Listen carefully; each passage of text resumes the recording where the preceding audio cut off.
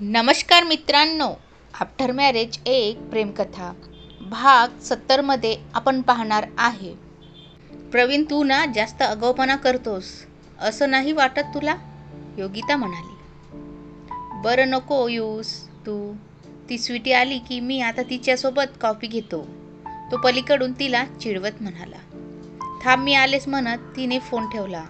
ध्रुवा, चल खाली कॉफी घ्यायला जाऊया म्हणत ती ध्रुवाच्या डेस्कजवळ आली. बरं चल म्हणत ध्रुवा आणि योगिता खाली कॅन्टीनमध्ये आल्या तर हा एकटाच मोबाईलमध्ये काहीतरी पाहत बसला होता. तिथे स्वीटी वगैरे कोणी नव्हतं. त्याला तिथे एकट्याला पाहून योगिताच्या चेहऱ्यावर स्माईल आली. योगिता, तू नक्कीच वेड लागले, ध्रुवा म्हणाली. का ग, काय झालं? कधी एकटीच हसतेस काय, तर कधी एकटीच मनात येईल तेव्हा कॉफी घ्यायला चल म्हणतेस काय? तसं बोलता बोलता ध्रुवाचं समोर प्रवीणकडे लक्ष गेलं. अरे देवा, तुझं वेड तर येथेच समोर बसले. तरीच म्हटलं ही अशी अचानक गालात हसते का? अगं तेच तर, तो कॉल करून मला म्हणाला की मी स्वीटीसोबत कॅन्टीनमध्ये कॉफी घेतोय, तेव्हाच अशी पटकन उठून मला घेऊन खाली आलीस होय? तो तुला चिडवतो आणि तू चिडतेस? मस्त आहे तुमची टॉम अँड जेरीची जोडी, ध्रुवा प्रवीण बसलेल्या टेबलजवळ येत म्हणाली. प्रवीणने मोबाईलमधून डोकं वर काढून समोर पाहिलं तर समोर या दोघी. आता कशी पडत आलीस, तो तिची मजा घेत म्हणाला. योगिताने त्याच्याकडे पाहून डोळे फिरवले. थँक्स जीजू, ध्रुवा म्हणाली. का ग, थँक्स कशासाठी? डेअरी मिल्क चॉकलेटसाठी, ध्रुवा म्हणाली. ते होय, ते तू अजून लहान आहेस ना म्हणून, प्रवीण मजा घेत म्हणाला. कोण म्हटलं मी लहान आहे? ध्रुवा प्रवीणकडे अँग्री लुक देत पुढे काय बोलणार एवढ्यात हाय योगिता, मला तुझ्याशी थोडं बोलायचं होतं म्हणत खरोखरच तिथे स्वीटी आली. बोल ना, योगिता तिच्याकडे पाहून स्माईल करत म्हणाली. ध्रुवाने मात्र तिच्याकडे पाहून तोंड मुरडलं. योगिता, सॉरी, मी त्या दिवशी तुझ्या बाबतीत गैरसमज करून घेऊन तुला खूप चुकीचे बोलले. प्लीज माफ कर मला, स्वीटी म्हणाली. आता ती प्रवीण सरची वाईफ आहे हे समजल्यावर तुला तुझी चूक कळली का? ध्रुवा मध्येच बोलली. ध्रुवा, तुझं चिडणं साहजिक आहे. त्या दिवशी मी खूप चुकीचे बोलले योगिताला, पण येथून पुढे कायम माझ्या मनात प्रवीण सरांबद्दल रिस्पेक्टच असेल, स्वीटी म्हणाली. इट्स ओके स्वीटी, योगिता म्हणाली. थँक्स योगिता म्हणून स्वीटी तिथून निघून गेली. हे काय होतं? प्रवीण चकित होऊन म्हणाला. मी त्या दिवशी तुला सांगितलं होतं ना, स्वीटी काय बोलली ते, त्यासाठी ती माफी मागून गेली. बघ ध्रुवा, माझा किती लॉस झाला. काय? ध्रुवा प्रश्नार्थक नजरेने पाहत म्हणाली. काल ऑफिसमध्ये हिची ओळख करून दिल्यामुळे एक एक करून सुंदर मुली माझ्या आयुष्यातून निघून जात आहेत, प्रवीण तोंड बारीक करत म्हणाला. जीजू, तुम्ही ना हिला तुमच्या ऑफिसमध्ये जॉब देऊनच खूप मोठा लॉस करून घेतलास. आता भोगा आपल्या कर्माची फळं. ध्रुवा पण आता प्रवीणच्या बाजूने योगिताला चिडवत होती. तुला त्याने एक डेअरी मिल्क काय दिली? तू तर लगेच त्याच्या पार्टीस गेलीस. योगिता तुझ्याकडे नंतर बघते. तेवढ्यात रोहित पण तिथेच आला. अरे, तुम्ही सगळे इकडे आहात, आणि ती स्वीटी का बरं लगेच तिकडे गेली? तो ध्रुवाच्या बाजूच्या चेअरवर बसत म्हणाला. तू अजून सिंगल आहेस तेच बरं आहे बाबा. एकदा का लग्न झालं ना की संपलं सगळं. त्यात आणखीन काल मला दुर्बुद्धी सुचली आणि बायकोची ओळख सगळ्या स्टाफसमोर करून दिली. त्यामुळे अशी स्वीटीसारख्या मुली माझ्यापासून 4 हात लांब जात आहेत. आयुष्य विरान झाल्याचा फील येतोय, प्रवीण नाटकीपणा करत म्हणाला. खूपच बिकट परिस्थिती आली भावा तुझ्यावर तर, रोहित मान डोलवत म्हणाला. काय म्हणाला भाऊजी? बिकट परिस्थिती? ती अजून आली नाही, पण याच्यासारखं असं बोलण्याने लवकरच येणार, योगिता प्रवीणकडे अँग्री लुक देत म्हणाली. त्यानंतर बराच वेळ त्यांची चेष्टामस्करी सुरू होती. मध्ये मध्ये रोहित ध्रुवाला चिडवून तिची मजा घेत होता. थोड्या वेळाने ध्रुवा आणि रोहितला तेथेच ठेवून प्रवीण आणि योगिता वरती ऑफिसमध्ये जायला निघाले. योगी, संध्याकाळी मला एका मीटिंगसाठी बाहेर जायचं आहे आणि घरी यायला थोडा लेट होईल. तुला आज ड्रायव्हर काका घरी सोडतील, चालेल ना? बोलता बोलता दोघे पण लिफ्टजवळ येऊन पोचले. प्रवीण, मला पण कार ड्रायव्हिंग शिकायचं आहे.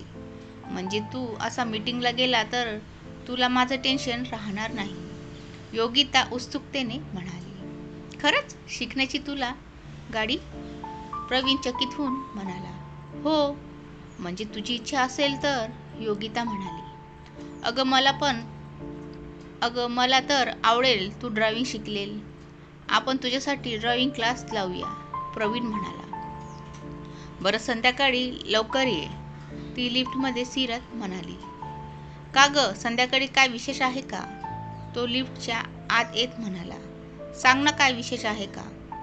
तो तिच्या अगदी जवळ आला तशी तिची धडधड वाढली. प्रवीण, आपण लिफ्टमध्ये आहोत, मला ठाऊक आहे, तो तिच्या चेहऱ्यावर आलेली केसांची बट एका हाताने मागे सरत म्हणाला. तिच्या डोळ्यात पाहत होता. तेवढ्यात डोअर ओपन झाला. संध्याकाळी योगिता ड्रायव्हर काकांसोबत घरी आली. रखमाला स्वयंपाकात थोडी मदत करून ती रूममध्ये आली.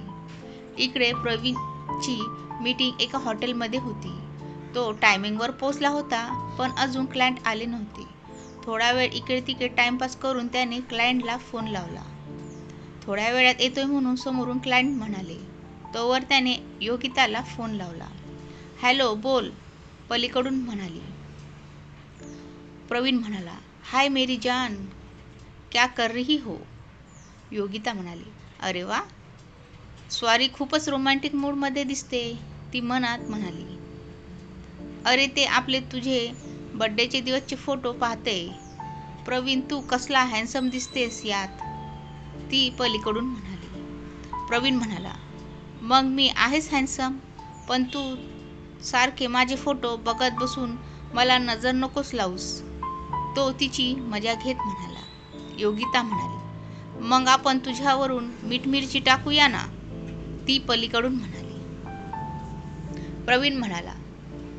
अगं, मला यायला लेट होईल, अजून क्लायंट पण आले नाहीत. तू जेवण करून घे आणि आईला पण सांग जागरण करत बसू नकोस म्हणून, योगिता म्हणाली. बरं, पण लवकर ये रे, ती पलीकडून प्रेमळ अर्जट करत म्हणाली. प्रवीण म्हणाला. नुसतंच लवकर ये म्हणतेस, विशेष काय आहे का? विचारलं तर काही बोलत नाहीस.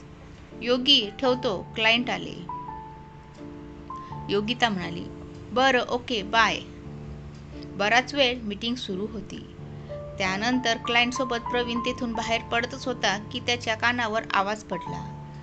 अरे, यांना ओळखलं का? हे आहेत प्रवीण सरदेशमुख, नामांकित बिझनेसमॅन, श्रीधरराव सरदेशमुखांचे चिरंजीव. त्याने आवाजाच्या दिशेने वळून पाहिलं तर प्रेम आणि त्याच्या सोबत त्याच्यासारखेच त्याचे 4-5 टवाळखोर मित्र होते. त्यात भावेश पण होताच. प्रवीण अचानक थबकला. क्लायंट पण त्याच्या बाजूलाच उभे होते. फ्रेंड्स, तुम्हाला माहीत आहे का? प्रेम कुत्सितपणे हसत दोन्ही हातांनी टाळ्या वाजवत म्हणाला. प्रवीणच्या समोर येऊन उभा राहिला. नाही, सगळे एकसाथच मान डोलवत म्हणाले. प्रवीणच्या रागाचा पारा त्याला पाहून चढला होता, पण क्लायंट समोर होते त्यामुळे तो त्याला काही बोलू शकत नव्हता. लेट्स गो म्हणत तो त्याच्याकडे दुर्लक्ष करून पुढे चालू लागला. अरे सरदेशमुख साहेब, थांबा जरा, एवढ्या दिवसातून आपली भेट झाली तर तुमची खरी ओळख माझ्या मित्रांना तरी करून देऊयात. फ्रेंड्स, तुम्हाला ठाऊक आहे का? नाही, सगळे एकसाथ म्हणाले. यांच्या लग्नात काय गंमत झाली ते ऐकायचं आहे तुम्हाला? हो, त्याचे मित्र एकसाथ म्हणाले. शट अप प्रेम, प्रवीण रागाने लाल होत म्हणाला. रिलॅक्स सरदेशमुख साहेब, प्रेम प्रवीणच्या खांद्यावर हात ठेवत कुत्सितपणे हसत म्हणाला. प्रेम यार, काय गंमत झाली, लवकर सांग ना. त्याच्यातला एक जण पुढे येत म्हणाला, यांच्या लग्नात ना यांची होणारी बायको याला बोहल्यावर तत्काळ उभं ठेवून पळून गेली. तो मोठमोठ्याने हसत म्हणाला. तशी प्रवीणने त्याची कॉलर पकडली. रिलॅक्स सर देशमुख साहेब, क्लायंटमध्येच पडत म्हणाले. सॉरी सर म्हणत तो परत जायला वळला. अरे अरे थांबा सर देशमुख साहेब, पुढे तरी ऐकून घ्या. प्रेम त्याच्या बाजूने गोल गोल फेऱ्या मारत पुढे म्हणाला. पुढे काय झाले माहीत आहे का? फ्रेंड्स, याच्यावर दया दाखवून माझी मैत्रीण, म्हणजे अगदीच माझी खास मैत्रीण होती ती, जी खूपच दयाळू आहे. तिने याच्यावर आलेली वाईट परिस्थिती पाहून याच्यावर सिंपथी दाखवून याच्याशी लग्न केलं. तिने जर याच्याशी त्यावेळी दया दाखवली नसती तर याला भरल्या मांडवात हात हलवत माघारी जावं लागलं असतं. तो पुन्हा मोठमोठ्याने हसत म्हणाला. त्याच्यासोबत त्याचे ते फालतू मित्र पण मोठमोठ्याने हसत होते. प्रवीणचे डोळे मात्र आग ओकत होते. आता त्याच्यासोबत क्लायंट नसते तर तिथल्या तिथेच प्रेमला त्याने फोडून काढला असता. पण क्लायंट समोर तमाशा नको म्हणून तो शांत होता. प्रेम आणि त्याचे मित्र अजूनही त्याच्यावर हसत होते. एवढा सगळा राग गिळून तो तेथून बाहेर पडला. क्लायंट त्यांचा निरोप घेऊन निघून गेले. तसा त्याने कारवर जोरचा हात आपटला तसं त्याच्या हातात काहीतरी लागून हातातून रक्त वाहू लागलं. थोडा वेळ थांबून तो ड्रायव्हिंग सीटवर बसला. अजूनही त्याच्या हातातून रक्त वाहत होतं. टेन्शनमध्ये सुसाट वेगात ड्राईव्ह करत तो घराच्या दिशेने निघाला. डोक्यात मात्र ते प्रेमचे शब्द घुमत होते. माझ्या खास मैत्रिणीने याच्यावर दया दाखवून याच्याशी लग्न केले, हे वाक्य तर त्याला पुन्हा पुन्हा त्याच्या कानात घुमत होतं. एवढे दिवस शांत राहून प्रेमने योगी त्याच्या बाबांकडून गोड बोलून तिच्या लग्नाविषयी जाणून घेऊन आज वेळ पाहून प्रवीणचा अपमान केला होता.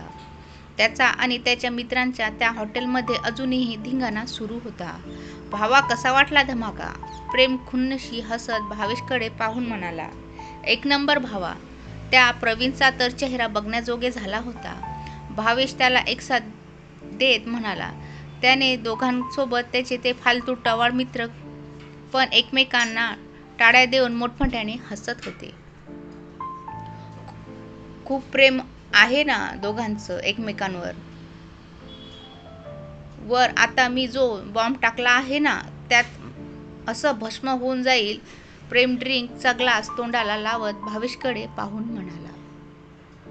तू जेव्हा तिच्याविषयी म्हणाला ना माझ्या खास मैत्रिणीने याच्यावर दया दाखवून याच्याशी लग्न केलं, तेव्हा त्याचा चेहरा आठवून तर मला जाम मजा येते. तुझं ते एक वाक्य आपलं सगळं काम करणार आहे. भावेश त्याला टाळी देत म्हणाला.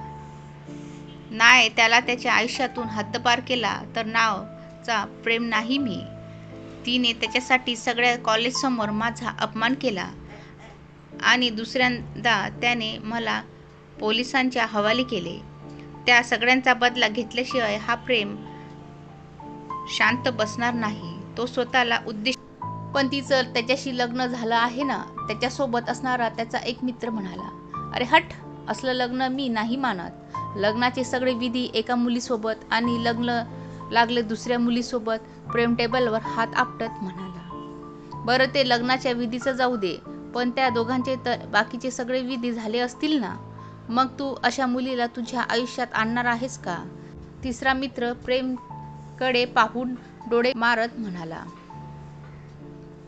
आणि येणाऱ्या पुढील भागामध्ये काय होईल ते नक्की बघा.